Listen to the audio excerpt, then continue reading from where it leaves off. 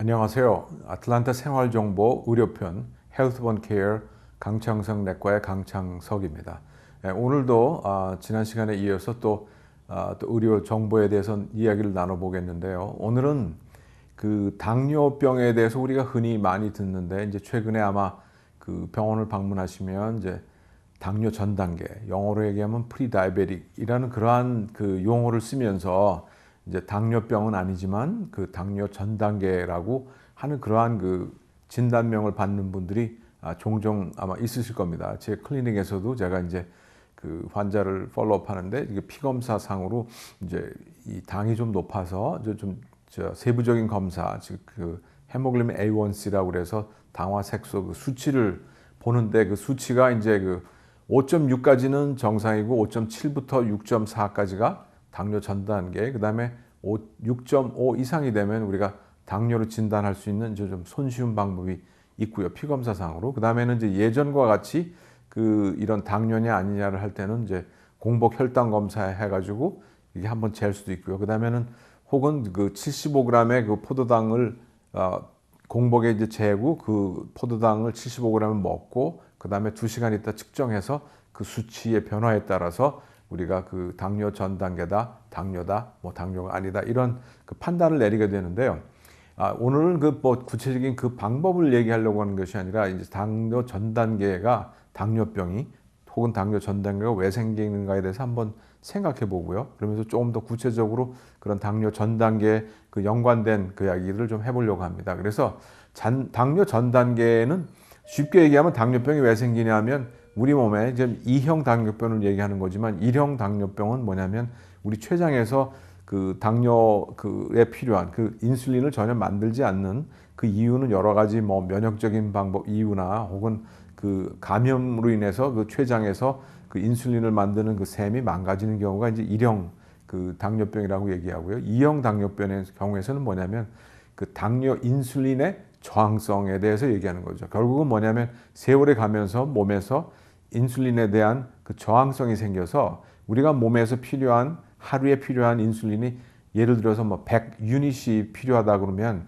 그것이 필요했었는데 이제는 몸에 그 저항성이 생겨서 100유닛 갖고 부족한 거죠. 사실은 실제적으로 100을 만드는 게 최대한인데 그거를 가지고서 우리 몸에서 인슐린을 사용해서 당을 대사를 관리하려고 그러는데 실제적으로 저항성이 생겨서 실제로는 한 120이나 140 정도의 그 유닛 정도의 인슐린이 필요한 상태인데 몸은 100 정도 만들고 거기에 대한 저항성은 더 커져서 실제적으로 100을 만들어도 한 7, 80배께 효과를 못 내는 그러한 상태가 이제 인슐린 저항성이 돼서 그게 세월이 지나가면서 이제 당뇨 환자가 되는 거죠. 그러나 대부분의 사람들은 인슐린의 저항성이 생김에 따라서 우리가 조금 전에 말씀드린 것처럼 더 필요하죠. 그러니까 어떤 분들은 인슐린을 더 만들 수 있는 가능성이 있어서 그 전 단계의 그 기간 동안에 110이 필요하면 110을 만들고 120이 필요하면 120을 만들죠. 그러니까 저항성이 생겨서 더 필요하면 몸이 적응하다가 끝내는 더 이상 그걸 하지 못하기 때문에 이제 당뇨가 정말로 생기는 그런 경우인데 이러한 대부분의 경우에서 우리가 볼 때 결국은 이 유전적인 부분에서 그러한 그 저항성이 생겼을 때 그 인슐린을 더 분비하는 그와 같은 기능이 그 유전자의 변이로 인해서 하지 못하는 그러한 그룹의 사람들이 결국은 당뇨병이 결국은 걸리게 됩니다. 그래서 우리가 흔히들 얘기하는 그런 그 부모님이 누가 식구 중에 당뇨병이 있으면 그 유전적으로 그러한 그 당뇨병이 생긴다 하는 일반적인 이야기는 아마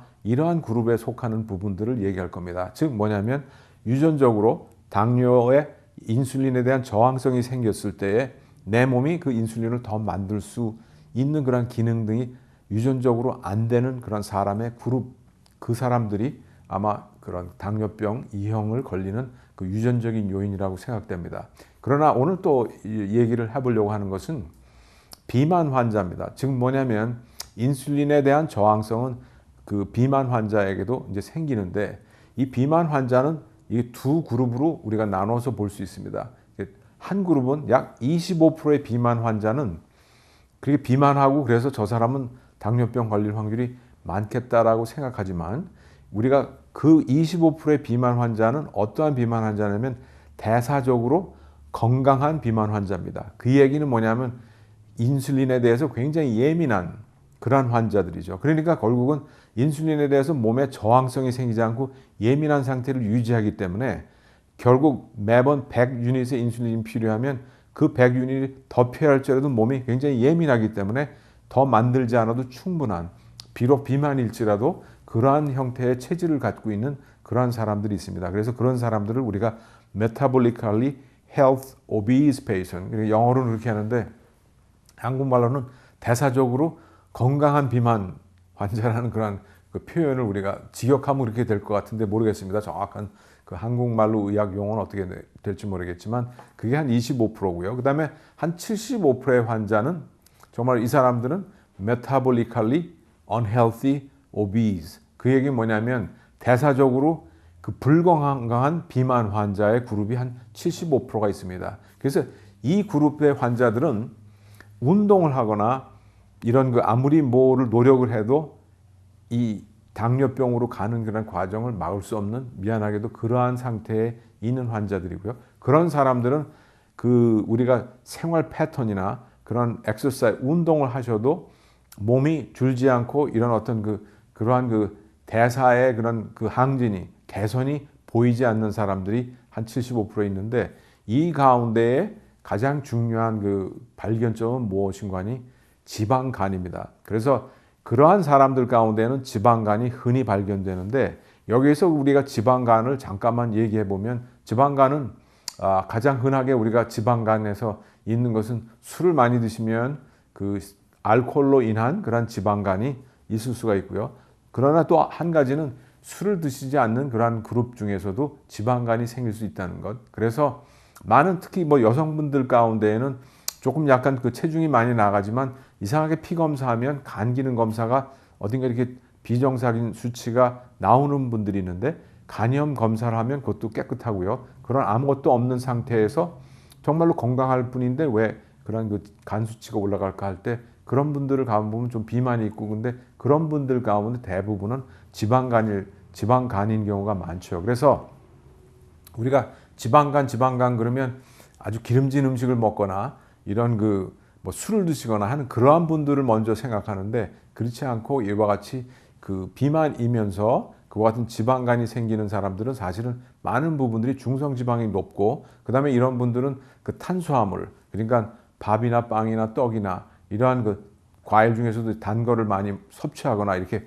과당과 이런 그 단 것들을 많이 섭취하는 이런 분들 가운데 놀랍게도 중성지방이 높고 그 다음에는 지방간이 갖고 있는 환자들이 많습니다. 그래서 조금 전에 말씀드린 그와 같은 두 가지 형의 그 비만 환자에서 건강한 그 대사적으로 건강한 그 비만 환자들은 이런 그 지방간도 없고 운동을 하면 그 반응이 굉장히 확실하게 빨리빨리 진행되지만 그 나머지 그룹에서는 아무리 운동을 해도 식사를 조절한다고 해도 쉽지 않게 그 이렇게 하는데 그 근저에는 이런 지방간이 있고 그 지방간 속에서는 이와 같이 아까 말씀드린 그 인슐린에 대한 저항성이 굉장히 높은 그룹이 그 가운데 있다는 겁니다. 그래서 이 지방간을 우리가 이 당뇨 전 단계하고 이런 지방간, 그 다음에 그 콜레스테롤 중에서 중성지방이 높은 이와 같은 것들이 다 우리 당뇨 전 단계에서는 굉장히 그 중요한 그 일들로 간주됩니다. 그래서 우리가 다시 한번 곱씹어 볼 것들은 뭐냐면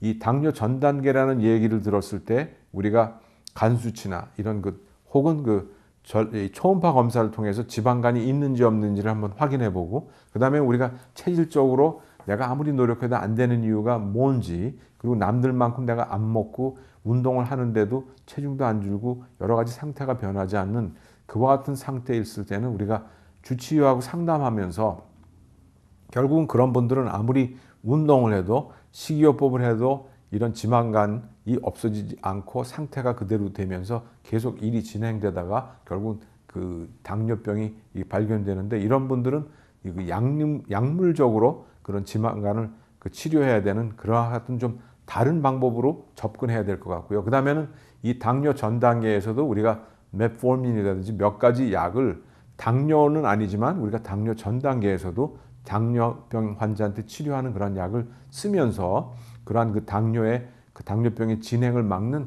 그러한 경우가 있습니다. 아마도 이런 분들한테는 이제 그러한 약을 전 단계일지라도 쓰는 그러한 곳에 해당되는 그러한 환자들이 되겠습니다. 그래서 당뇨 전 단계를 우리가 너무 우습게 볼 것이 아니라 이 당뇨 전 단계에서 우리가 내가 대사적으로 건강한 그 대사의 환자인지 아닌지 혹은 유전적인 그런 요인이 있는지 없는지 이런 것들을 분간해 가면서 운동하시고 식이요법 하시는 건 당연히 중요하지만 다시 주치의하고 상담하면서 내가 이런 아무리 그렇게 해도 그 당뇨병의 진행을 막을 수 없는 그런 환자라고 생각되면 그 당뇨약을 먹는다지 하는 그러한 방법으로 우리가 당뇨 전 단계를 그 맞이할 수가 있는데요. 그렇지만 당뇨 전 단계에서 제일 중요한 것은 선생님은 당뇨 전 단계입니다. 그렇게 얘기를 들었을 때 가장 그 좋은 방법은 내가 당뇨병이 있다라고 생각하면서 약은 비록 안 드시지만 당뇨병 환자처럼 그 행동하십시오. 그리고 생활하십시오라고 그렇게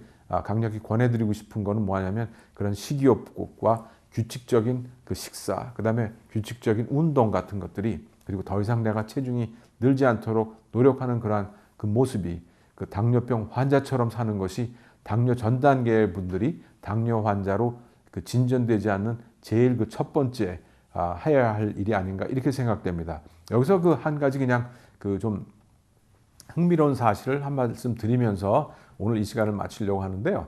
그 한 가지는 뭐냐면 아까 조금 전에 그 인슐린 저항성에 대해서 말씀드렸는데 우리 그 뇌에도 인슐린 저항성이 있고 없고가 영향을 미칩니다. 사실은 그것이 오히려 그 당뇨병을 진행하는데 더 큰 그 근본적인 원인이 아닐까 생각되지만 아직 규명이 되지 않았기 때문에 얘기할 수 없지만 아직까지 지금까지 알려진 바로 생각할 때에는 뇌의 인슐린 저항성이 이렇게 증가되기 시작하면 어떠한 일이 생기냐면 보통 통상적으로 우리가 그 배가 고파서 음식을 쳐다보고 음식을 먹고 그래서 복부 팽만감이 생기고 만족감이 생기고 그 다음에 혈당이 올라가면 당연히 그 당이 높아진 당을 우리가 조절하기 위해서 인슐린이 분비됩니다. 근데 뇌에 그 인슐린의 저항성이 생기기 시작하면 어떠한 현상이 되냐면 정상적인 경우에서는 음식을 먹으면 인슐린이 분비되면서 이 뇌 안에서 더 이상 그 음식을 먹고 싶지 않게 그러니까 결국은